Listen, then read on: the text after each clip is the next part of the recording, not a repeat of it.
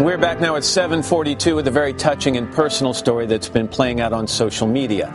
NPR radio host Scott Simon tweeting from his mother's bedside as she lay dying in a Chicago hospital. NBC's Kevin Tibbles has more on that now. Kevin, good morning to you. Matt, I'd never met Scott Simon before in person until now, but it's as if we're old friends after spending years listening to his weekly radio broadcast Weekend Edition on NPR. But these days, many people are following him on Twitter as he stands vigil by his mother's bedside. Hi, I'm Scott Simon of NPR. Scott Simon's analysis and thoughtful voice weren't there for me on the radio Saturday morning over coffee. Instead, he is here at Chicago's Northwestern Memorial Hospital. My mother and me together, looking, I don't want to say just death in the eye, but looking life in the face.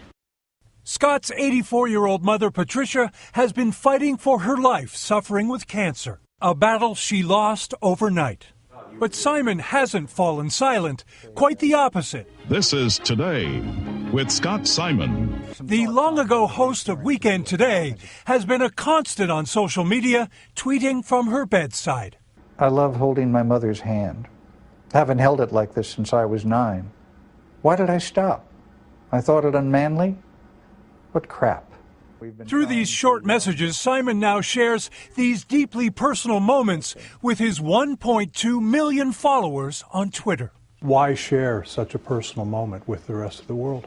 Because I think my mother has a lot to say to a lot of people, and I'm not embarrassed to share it.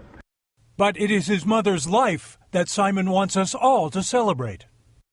I think it's nice that people will know I'm Patricia Simon's son, because she poured everything into me. While many look at social media as anonymous and impersonal, Simon uses his allotted 140 characters to help himself and others cope with grief. He is not just posting into the void his feelings. He's really sharing them with an audience that is responding to him, and he's feeling that and responding back. The reaction has been overwhelming. Is it weird to tweet from your mother's deathbed? No, it's real and moving and lovely. Thank you, NPR Scott Simon, for sharing your love. Although there has been some negative reaction. Some things are best left untweeted. I love Scott Simon, but I disagree with him tweeting during his mother's death.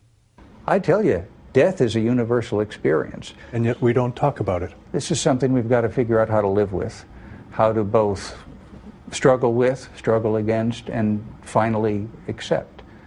Simon has also shown us the humorous side of their relationship. I know end might be near.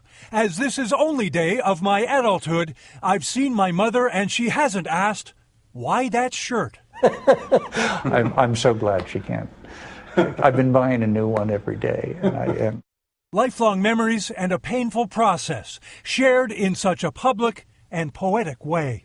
I am getting a life's lesson about grace from my mother in the ICU. We never stop learning from our mothers, do we? It was after our interview that Scott Simon returned to his mother's room, eventually tweeting overnight, "The heavens over Chicago have opened, and Patricia Lyons Simon Newman has stepped on stage." No doubt he was there holding her hand as she left on her journey.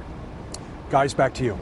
Kevin Tibbles in Chicago. Kevin, first thought is obviously our condolences go out to Scott and his family. Second thought is we know him from his days here. He is such a smart and thoughtful guy, and I love what he did. I think having been with both of my parents when they passed, the idea that he's helping other people, I think, deal with that is immeasurable. It's such a tribute to her, too. If you read through the feed, each post is so poetic. It's a little vignette. It says something wise and profound, and I think it's an honor to her. 140 characters I don't think ever meant so much as it did. Yeah, but also he's the only one who really knew his mom, and I think if he felt his mom would have objected to this in any way, he clearly wouldn't have done it. But again, we can all learn from it, too. It's true. It's great.